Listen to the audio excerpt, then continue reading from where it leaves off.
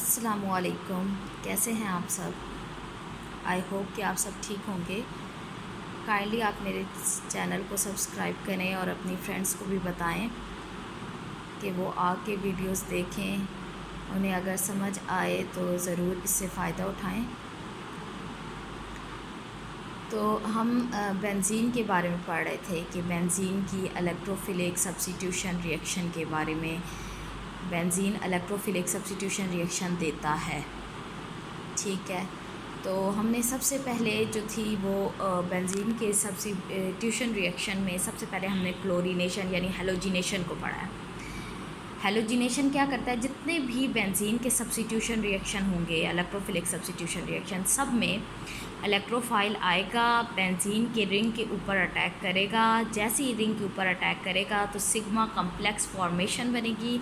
Sigma complex formation जब बन जाएगी तो जो हाइड्रोजन होगा वो वहाँ से लीव कर जाएगा और आपके पास जो प्रोडक्ट होगी वो आपको मिल जाएगी इलेक्ट्रोफाइल के साथ। तो इसमें एक स्ट्रॉन्ग इलेक्ट्रोफाइल का बनना बहुत ज़रूरी होता है। अभी हम नाइट्रेशन ऑफ बेंजीन पढ़ेंगे, ये भी एक उसी की टाइप है। हेलोजिनेशन के बाद एक जो सेकंड नंबर पे हम पढ़ते हैं हम पढ़ेंगे वो है नाइट्रेशन, बेंजीन की नाइट्रेशन। ये भी एक इलेक्ट्रोफिलिक सब्स्टिट्यूशन रिएक्शन ही है जो कि बेंजीन देता है। इसमें आपके पास क्या होता है कि बेंजीन के जो ऊपर हाइड्रोजन है वो रिमूव हो जाएगी और उसकी जगह पे जो ग्रुप लगेगा वो होगा NO2 ग्रुप। जब NO2 ग्रुप जाके बेंजीन के ऊपर लग जाएगा तो अब हम जो बेंजीन है उसको हम कहेंगे कि बेंजीन की नाइट्रेशन हो गई है, यानी उसने सब्स्टिट्यूट कर लिया NO2 को। ये हम किस चीज़ की मौजूदगी में करते हैं? टेम्परेचर 50 सेंटीग्रेड और कंसनट्रेटेड नाइट्रिक एसिड और कंसनट्रेटेड सल्फ्यूरिक एसिड दोनों की क्वांटिटी आपके पास 1:1 चाहिए होती है दोनों एसिड की। सबसे पहले रिएक्शन इसका सिंपल इस तरह से होगा कि कोई भी नाइट्रिक एसिड बेंजीन के ऊपर रिएक्ट करेगा और आपके पास सल्फ्यूरिक एसिड की मौजूदगी में, तो आपके पास बेंजीन नाइट्रेशन हो जाएगी बेंजीन के ऊपर नाइट्रो ग्रुप लग जाएगा, ठीक है। अब मैकेनिज़्म हमने कैसे करना है? हमने इलेक्ट्रोफाइल इसका बनाना है, स्ट्रॉन्ग इलेक्ट्रोफाइल। स्ट्रॉन्ग इलेक्ट्रोफाइल हमारे पास NO2 के ऊपर पॉजिटिव चार्ज आएगा तो स्ट्रॉन्ग इलेक्ट्रोफाइल बनाएगा। वो हमने बनाने के लिए हमने क्या करना है? सल्फ्यूरिक एसिड की आयोनाइजेशन करवाई है। जैसे उसकी आयोनाइजेशन करवाई तो आपके पास हाइड्रोजन अलग हो गया और आपके पास HSO4 सेपरेट हो जाएगा। अब नेक्स्ट स्टेप में हमने क्या करना है? हमने जो HONO2 आपके पास है यानी HNO3, इसकी प्रोटोनेशन करवानी है। ये प्रोटोनेट होगा। प्रोटोनेट किस तरह से होगा? देखें, इसने जो सल्फ्यूरिक एसिड ने हाइड्रोजन रिलीज़ किया था ना, यहाँ पे पीछे सल्फ्यूरिक एसिड का हाइड्रोजन रिलीज़ हुआ था जब वो आयनाइज हुआ था, वो हाइड्रोजन ये पिक कर लेगा। जब ये पिक कर लेगा तो आपके पास इस तरह से स्ट्रक्चर बन जाएगा, क्योंकि ऑक्सीजन के साथ 2 हाइड्रोजन आ जाएंगे, ठीक है। अब जो ऑक्सीजन होता है ये 2 बॉन्ड ही बनाता है, तो ये इसके ऊपर पॉजिटिव चार्ज आ गया। ये अपना बॉन्ड क्या करेगा? ये वाटर की फॉर्म में बॉन्ड लीव कर देगा, क्योंकि OH की फॉर्म में तो ये इजीली रिमूव नहीं हो सकता। इसलिए हमने इसको प्रोटोनेट किया, इसके ऊपर हाइड्रोजन आएगा तो ये वाटर बन जाएगा। जब ये वाटर बनेगा तो वाटर जो है गुड लिविंग ग्रुप होता है, तो वाटर की फॉर्म में ये रिमूव हो जाएगा और हमारे पास NO2 यानी स्ट्रॉन्ग इलेक्ट्रोफाइल हमने अब बना दिया है, ठीक है।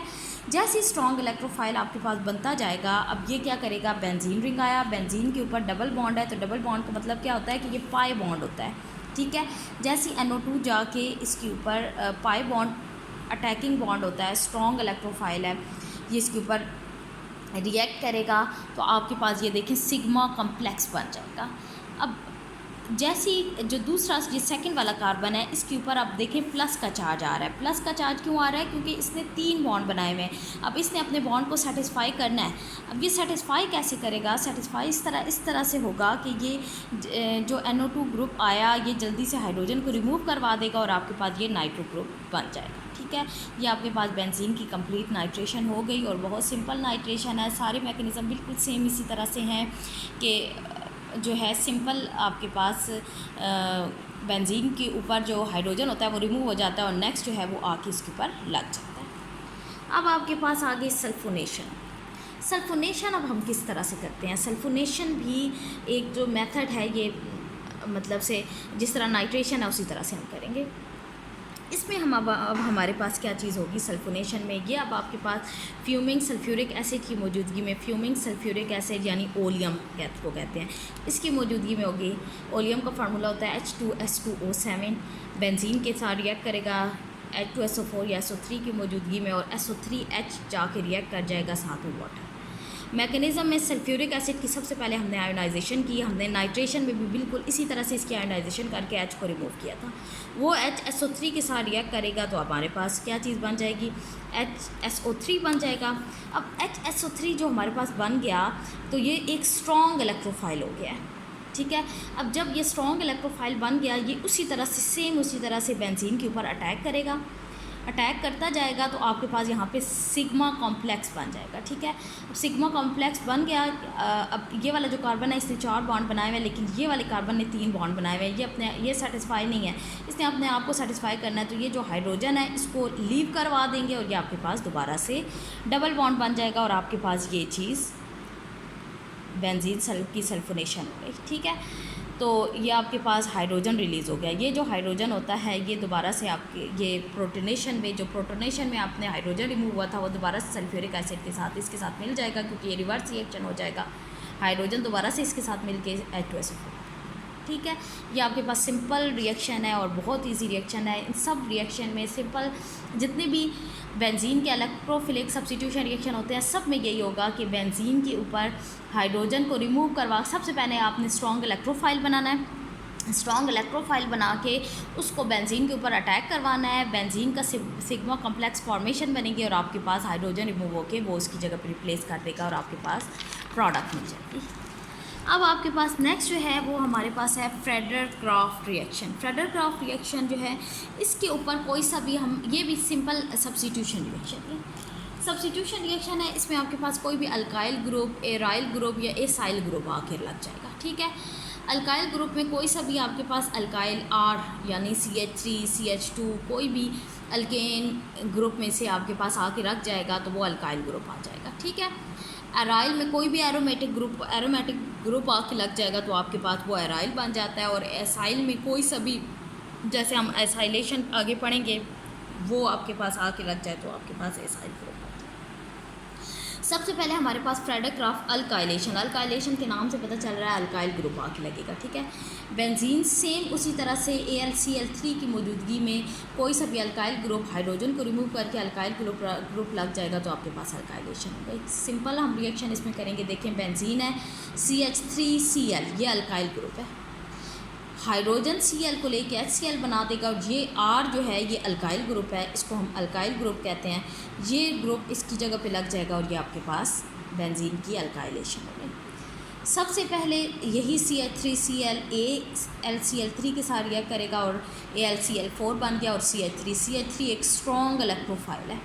ये स्ट्रॉन्ग इलेक्ट्रोफाइल जाएगा बेंजीन के ऊपर अटैक करेगा, बेंजीन देखिए बेंजीन का पाई बॉन्ड है वो ब्रेक हो जाएगा और यहाँ पे सिग्मा कम्प्लेक्स बन गया। सिग्मा कम्प्लेक्स बनने के बाद ये CH3 इसके साथ लगा रहेगा, ये हाइड्रोजन रिमूव हो जाएगा और ये आपके पास बेंजीन की अल्काइलेशन हो गई, अल्काइल बेंजीन बन गए, ठीक है। सिंपल वही रिएक्शन है, कोई इसमें नई चीज़ नहीं है। उसके बाद फ्रेडर-क्राफ्ट एसाइलेशन आ गया। एसाइलेशन में ये आपके पास एसाइल ग्रुप होता है, ये वाला RC double bond O acyl group है। अल्काइल सिर्फ R आ जाएगा, इसमें RC डबल बॉन्ड O आ जाएगा। सिंपल उसी तरह का मैकेनिज़्म है, उसमें हमने HCl बना के और R को लगाया था, यहाँ पे हम ये पूरे बॉन्ड को लगाएंगे। जब हमारे पास प्रोडक्ट बनती है तो बेंजीन के साथ C डबल बॉन्ड OR आता है, यानी C अटैच करेंगे, आपने R वाली साइड अटैच नहीं करनी। बहुत सारे बच्चे यही मिस्टेक करते हैं कि जब भी इसको अटैच करवाते हैं तो इस साइड से अटैच करवाते हैं। आपने इस साइड से अटैच करवाना है क्योंकि कार्बन के 4 बॉन्ड बने हुए हैं, कार्बन का ये वाला बॉन्ड टूटेगा, जहाँ से टूटेगा उसी साइड से आके ये यहाँ पे लगेगा। सबसे पहले आपने क्या करना है, इसकी सेम उसी तरह से मेथड से इसका स्ट्रॉन्ग इलेक्ट्रोफाइल बनाना है। AlCl3 आया, Cl ले लिया, AlCl4 बन गया और आपके पास ये स्ट्रॉन्ग इलेक्ट्रोफाइल आ गया। बेंजीन के ऊपर स्ट्रॉन्ग इलेक्ट्रोफाइल रिएक्ट करेगा। जैसे ही इसके ऊपर ये अटैक करेगा तो आपके पास सिग्मा कम्प्लेक्स फॉर्मेशन बन जाएगी। अब मैंने ये दोनों तरीके से इसको ड्रा किया है। एक ये देखें सी डबल बॉन्ड O को हमने इसके साथ अटैच करवाया और एक मैंने CH3 को अटैच करवाया। CH3 इसके साथ अटैच नहीं होगा क्योंकि CH3 के 5 बॉन्ड बन जाते हैं। देखिए 3 हाइड्रोजन के साथ, एक इस कार्बन के साथ, एक इसके साथ, तो ये तो नहीं लग सकता। ये वाला जो कार्बन है ये इसके साथ अटैच होगा, तो ये मेथड गलत है लगाने का।